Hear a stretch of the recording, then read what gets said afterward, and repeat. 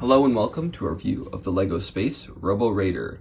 This is a set from 1997's Robo Force theme, a short-lived theme of Robo Mechs.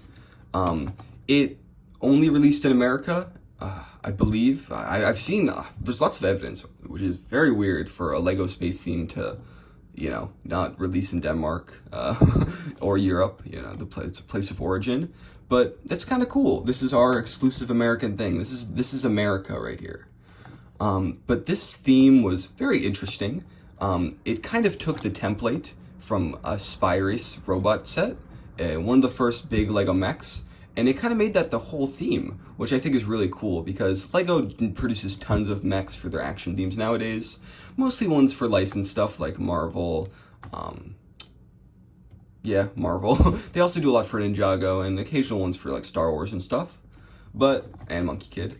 But this kind of takes those modern conventions we know so well and has them in this very cutesy, simplified, kind of awkward classic space form. And I find that extremely endearing. Like, I really like this set. And I love Robo Force in general. It's one of my favorite sub-themes of LEGO Space. This era in general had so much experimentation, and while sometimes the themes were samey and were kind of confusing what the actual point of them was, they produced lots of interesting sets like this that, I don't know, they're very unique. Let's start with the minifigure. Sorry about that. Old LEGO could be fragile. I'll put it on in a second. First we have the minifigure, and now this is a very, very detailed minifigure for the time. It has lots of great printing. The little gold streaks from the yellow bits are also much appreciated. It's got a nice graphic design. It's kind of interesting, like how many colors, like how every single piece is actually like a different color. Like you've got so much going on, but it still feels cohesive and fits. You've got classic light gray, classic dark gray. You've got this weird golden yellow. You've got black. You've got translucent orange, and then the classic LEGO yellow for the head. It's so many colors, but I feel like it fits. It's all, maybe because it's like all gradients of the same.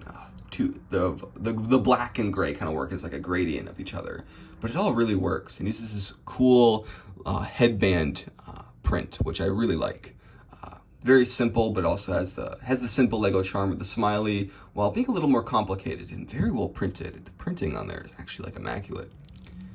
One thing I love about these style helmets that they used for a little while there in Explorians and a few other themes is that this divot fits perfectly into the air tanks, which I think just feels, I don't know, it's just awesome. It really like makes these pieces feel just right. It feels perfect there. Now this is the red Robo Force dude, but there's also a yellow one that comes in in two other sets, the Robo Raptor and the Robo Master, which are both also sets I'm interested in. Let's put this back on. Now the Robo Raider itself is the simplest Robo Force set. It uses a lot of LEGO design cliches that are totally out of the picture now. The first of them being finger joints. Now these joints, they're something all right. I don't like these.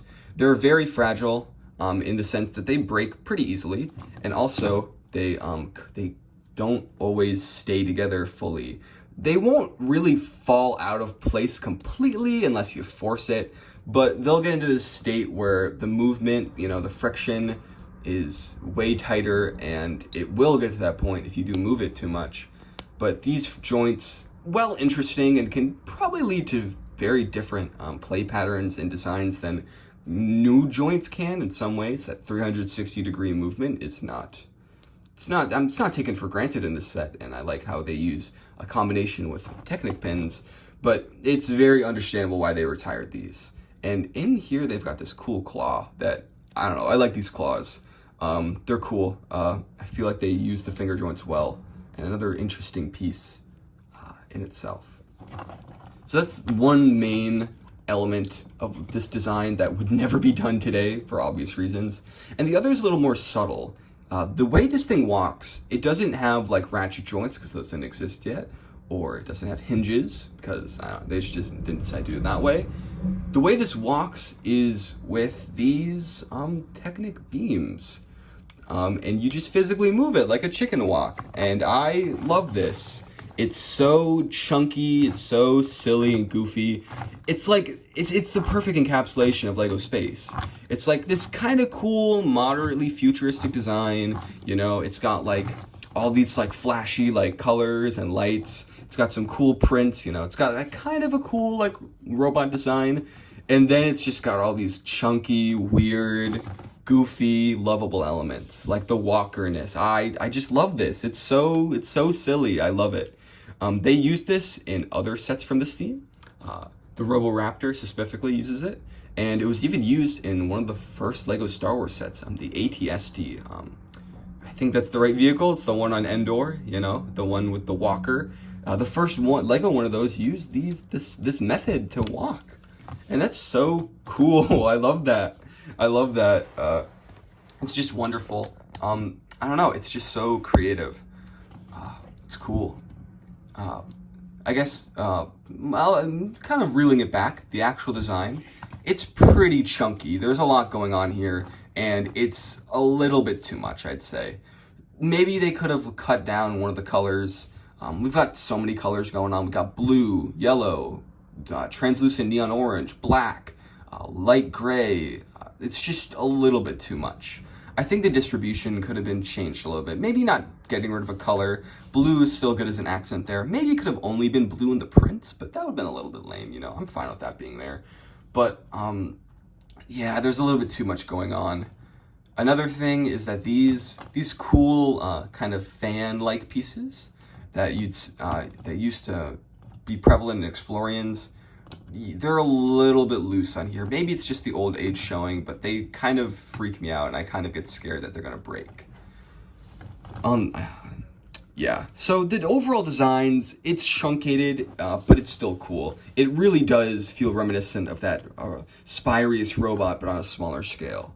On the top here, you've got a swivel where a cockpit lays. You've got some turbo thrusters, and you've got a cute little derpy face, and you've got a unique print that would only be used in this theme, I believe.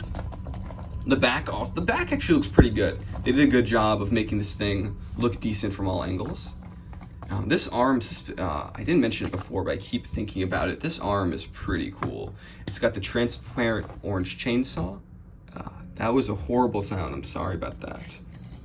And it's got this kind of turbine piece that they'd use inside of jet, inside of specific jet pieces, I believe, which is a gear, which is awesome. I'm just trying to imagine like a bunch of these actually being used as gears. It'd be so cool. Maybe something to check out. One thing that inside of here, you've got a Robo Force tile. I don't really know what the whole point of the Robo Force lore is. These tiles are in a lot of the sets, so maybe they just collect them. They like collecting tiles. They're simple guys, you know? And yeah, that's about it. I like it. It's a well done, you know, it's a well done set. It's pretty stocky, but it's also lovable. It's fragile in a few places. Some have been greatly de-enhanced, Dear Evan Hansen, have been greatly kind of made worse by time, like the finger joints, and these I'm sure were way stronger back then. But it's a really fun set. I recommend it if you want to get a taste of this theme, and I love it. That's all.